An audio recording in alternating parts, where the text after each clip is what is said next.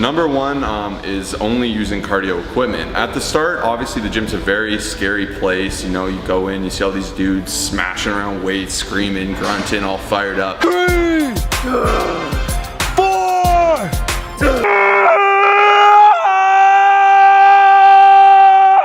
And it can be really scary, so a lot of people kind of cling to what's easier to them, and that's like treadmills, ellipticals, things like that. And these are great mechanisms to improve your cardiovascular system, get your heart strength up, help with blood pressure, all these fantastic benefits. But if your goal is to significantly improve your physique and your body composition, the cardio machines are not going to be your number one tool. They can be an accessory to that main goal, but they aren't going to be the number one thing. The reason for this is cardio is going to burn calories, that's about it. It won't change your body composition as much as lifting will.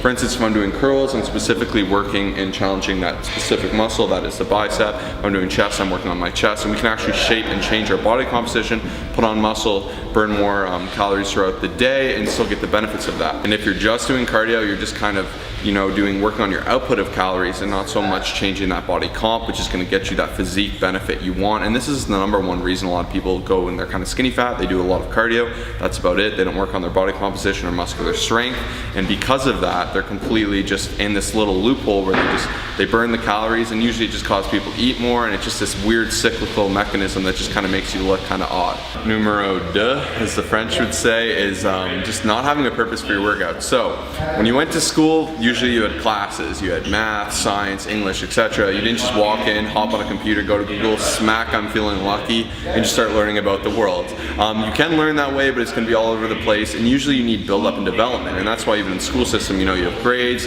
you graduate the grade, and you move on to the next thing. The gym is very similar. So you're going to have a routine that's going to support your ultimate goal, muscle gain, cardiovascular endurance, just general strength for sport, etc. So you need to come in knowing that what you're doing in the gym is going to aid this goal. If I want to be a fighter, I'm not going to be coming in doing really slow eccentric curls all day, because that's just going to make me slow. It's not going to develop my craft. You got to work to do that craft that you want to do, or work towards that ultimate goal and get that result essentially. So no matter what it is, you need to shape something and have a routine that directly feeds into that. You can't just come in, do a little bit of whatever just because you saw it on TV, and try to make sure that it has a purpose and that will actually get you to your end result.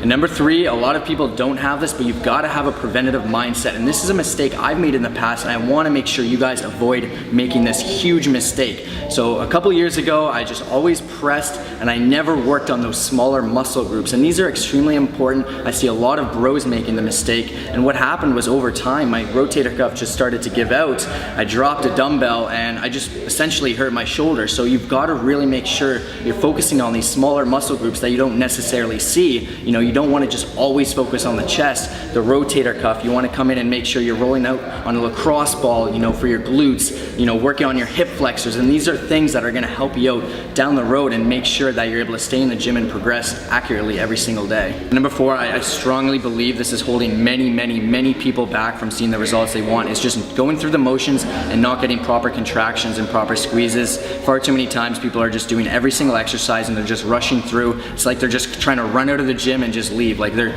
not actually squeezing those muscles, they're not controlling it on the way up.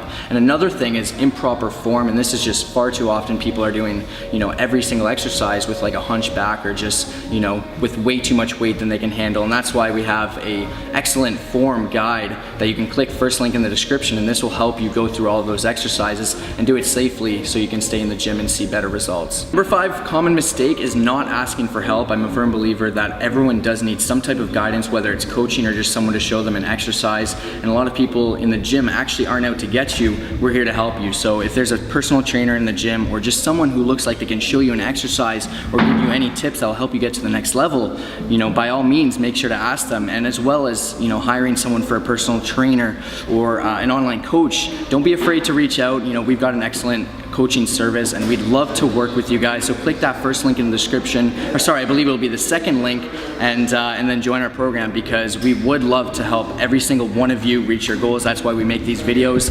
Don't think you're too cool or you're, you know, better than everyone else, and if you do need help, reach out. So that's it, guys. Hopefully you enjoyed these 5 tips. Like I said, guys, form guide in the description, as well as our coaching service. Subscribe if you haven't already, and share this with a friend, because far too many people are making these mistakes.